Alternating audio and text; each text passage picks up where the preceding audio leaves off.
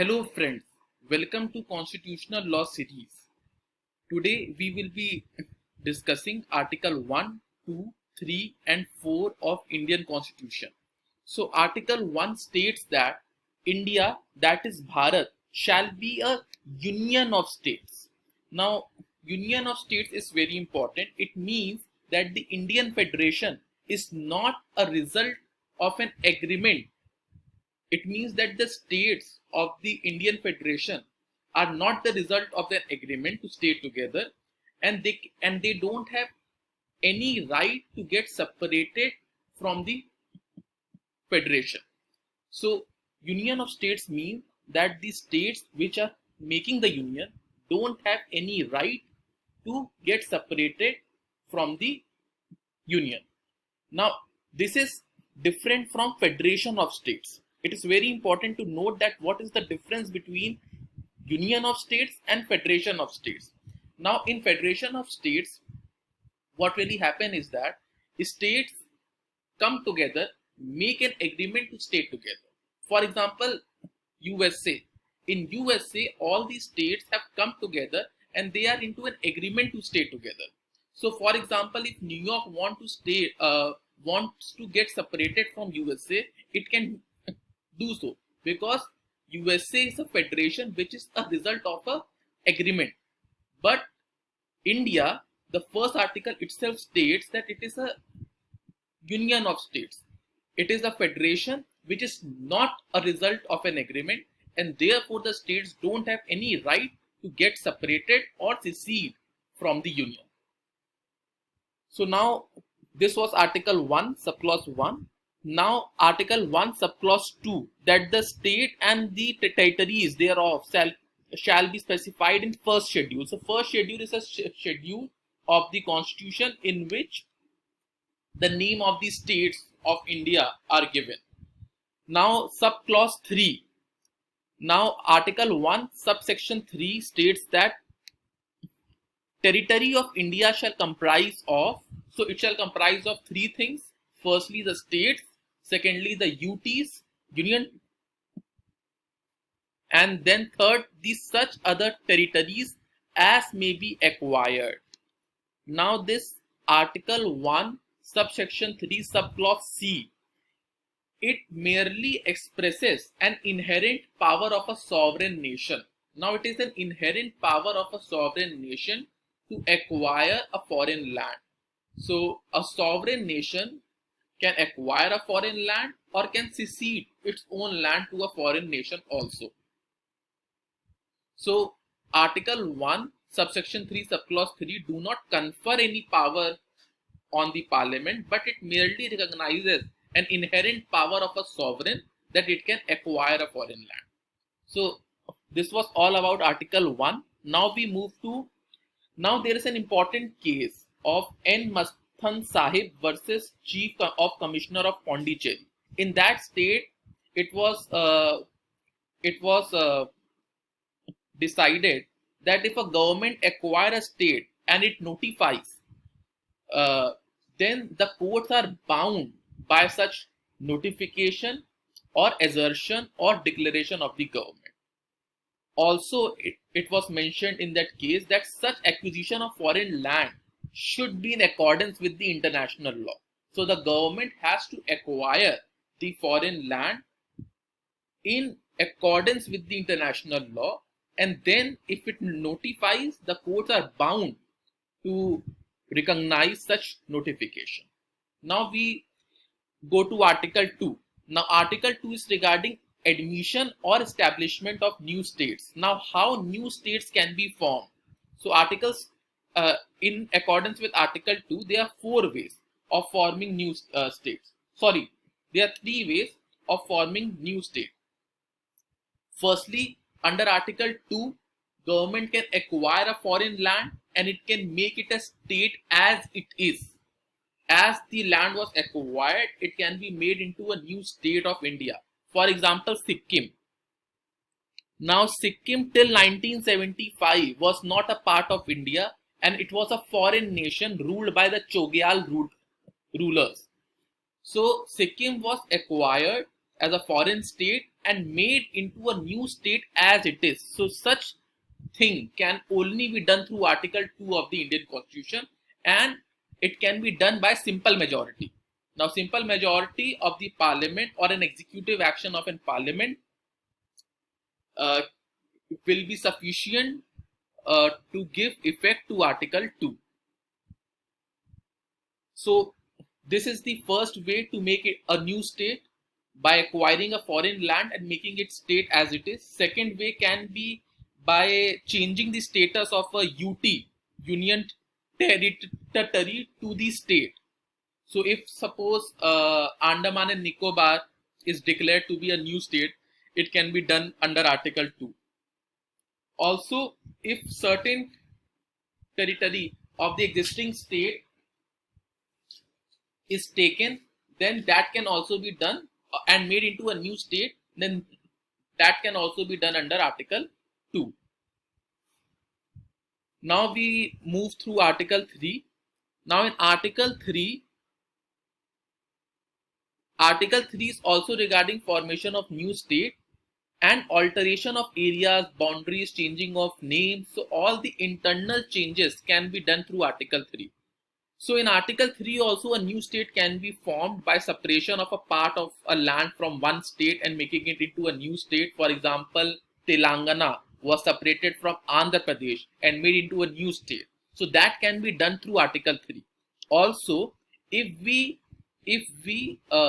acquire a foreign land and we merge it with an Indian state, that can be done through Article 2 and Article 3 both.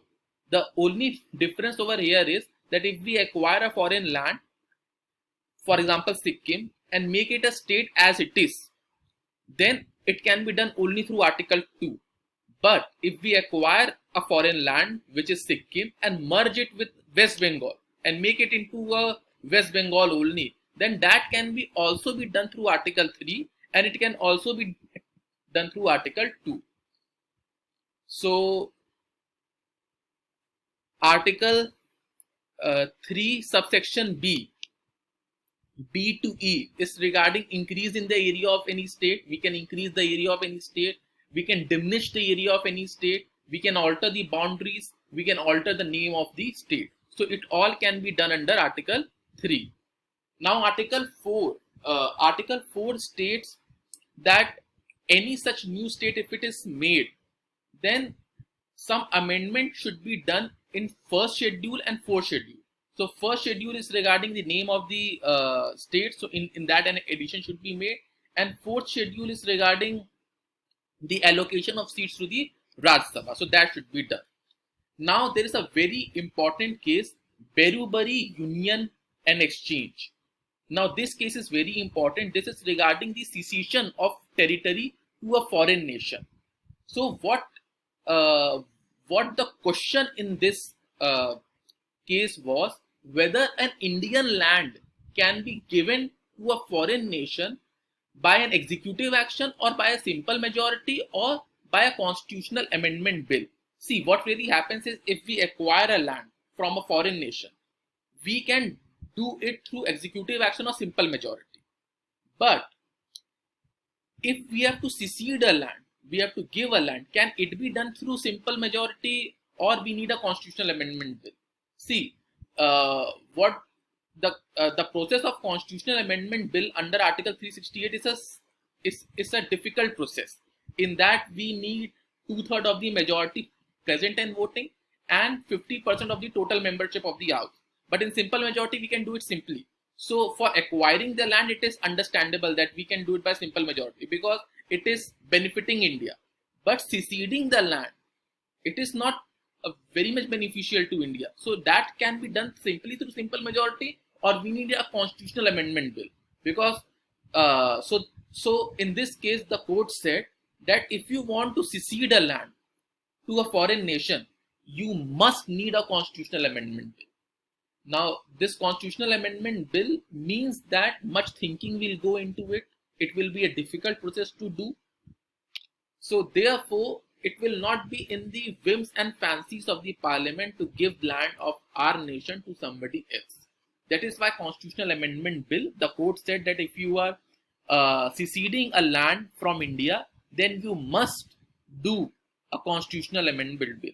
You cannot do by a simple majority under Article 3C. What the Indian government did in Berubari Union case, they gave an enclave called Berubari to Pakistan by an executive action, by a simple majority under Article 3C, and they gave the plea of diminish the area of any state, that we have the full right to diminish the area of any state. They gave this plea. So the court rejected this plea. They say that to diminish the area of any state under Article 3C, that diminished area should be the part of India only. It cannot be given to some other country.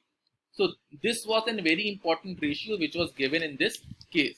Now we have one more important point which was given in Magan Bhai Ishwar Bhai Patel versus Union of India. So it was stated that if a land within India is disputed land and we do not know whose actual control over there is, then to settle the boundary, to settle the actual boundary of India, that land can be given by Indian government to a foreign nation by simple majority, and such giving will not be termed as secession of our land, because that land was in itself disputed first of all. Okay, so the only exception is that if a land is disputed and to settle the actual boundary, the court can give, the parliament can give that land to a foreign nation by simple majority. But if the land is not disputed, they can't do so by simple majority or executive action. They have to do it by constitutional amendment bill. So now I will ask two questions to make the concepts clear. If, for example, the king of Bhutan makes an agreement with government of India to transfer a part of Bhutan to India, then which type of amendment bill will be required? Whether constitutional amendment bill will be required or it can be done through executive action. So the answer will be it can be done through executive action only, because if we are acquiring land, we don't need parliamentary legislation. We can do it by we can do it by executive action only. Now the second question is that if suppose Indian government give POK, Pakistan occupied Kashmir, to Pakistan, whether that can be done through executive action or we need constitutional amendment bill. So the answer to this question is that it can be done through executive action also or only. Why? Because POK is a disputed land. So to settle the boundary, if government wants, it can give entire POK, Pakistan occupied Kashmir, to Pakistan by executive action only. See the POK, what we show in our map, Indian map, in POK there is no control of India. We just show it in our map, but actual control is of Pakistan. So if Indian government is giving POK to Pakistan, actually there is no need of constitutional amendment bill, and it can be done through executive action only. Now the third question is, if Indian government give a part of West Bengal to Bangladesh, can it be done through executive action? So the answer is no.